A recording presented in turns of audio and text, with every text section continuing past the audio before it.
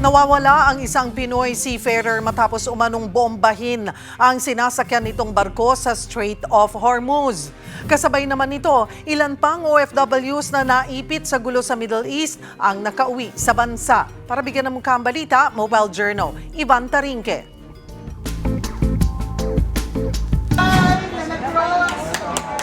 Balik Pinas kagabi ang 20 OFW at 9 nilang kaanak mula Dubai.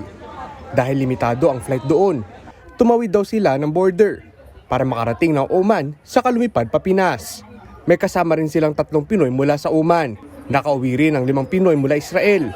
21 OFW na may kasamang 10 anak din mula Qatar ang lumapag nitong madaling araw.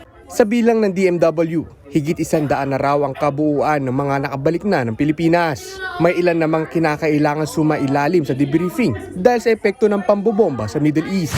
So nung time na nasa hospital bed daw siya, nadidinig niya yung missile fire, drone attack. So kinikwento niya yun at nakikita ko na apektado siya. Binigyan din sila ng financial assistance, counseling at aalalayan sa paghahanap ng trabaho. Asahan din daw ang pagkakaroon ng chartered flights. Ito ay para sa mga kababayan natin na humingi ng tulong at nagkaroon na ng clearances mula sa mga kababayan natin sa Bahrain, Kuwait at Qatar.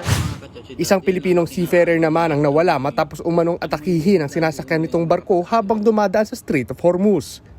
Ayon kay Chris Miranda, gabi ng March 5 pa sila huling nagkausap ng mister. Naka-standby raw sila para magtungo sa Ras Al Khaimah para i-rescue at hilain ang isang binombang barko na may kargang mga container. Ang sabi niya, yung pupuntahan pala namin, yung binomba. Hindi ako naman, bakit ka pupunta dyan? Bakit kayo ang pinapunta dyan? Anong akala niyo sa katawan niyo? Mga pambala ng bomba? Yun pang sinabi ko sa kanya. Akala ko naman kasi nagjo-joke. Kinabukasan, hindi na raw makontak ni Miranda ang asawa. Ibinalita na lang sa kanya ng kumpanya nito na nawawala ang mister. Dapat may ginagawa din sila sa UAE na alam nila na mayroon na po, di pa alam na nila na bawal na yung daanan. Dapat may malasakit din sila sa kapwa Pilipino at saka kung may ganitong nangyayari man, aksyon na nila agad. Awang-awa na po ako, hindi ko alam kung anong hirap niya pinagdadaanan ngayon. Mahal na mahal po namin siya, bumalik na po. Ngayong nagmamahal ang petrolyo bunsod na epekto ng gyera sa Middle East, nag-aalala ang mga vendor sa Paco Public Market na baka sumunod na ang mga presyo ng kanilang paninda. Mataas po kasi ang puhunan namin ngayon. Sabi po nila, kulang daw po sa supply. Sa ngayon, wala pa naman halos pagbabago sa mga presyo ng bigas, gulay at karne, pero ang ilang mamimili nakaantabay na. Pag tumaas yung gasolina, matik yan kasi kung inaangkat yung mga products, di ba? So, tatamaan talaga yung mga nasa baba.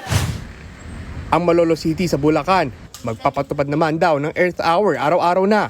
Ayon kay Mayor Christian Natividad, papapatayin nila ang mga ilaw at air conditioning system sa mga opisina sa City Hall tuwing tanghalian. Gagawin daw nila ito hanggat hindi nagbabalik normal ang presyo ng produktong petrolyo. Hinikayat din nila ang mga residente na magpatay ng ilaw at air condition sa loob ng 1 oras kada araw. Mga kapatid, Mobile Journal, Ivan Tarinque po, hatid ang mukha ng balita.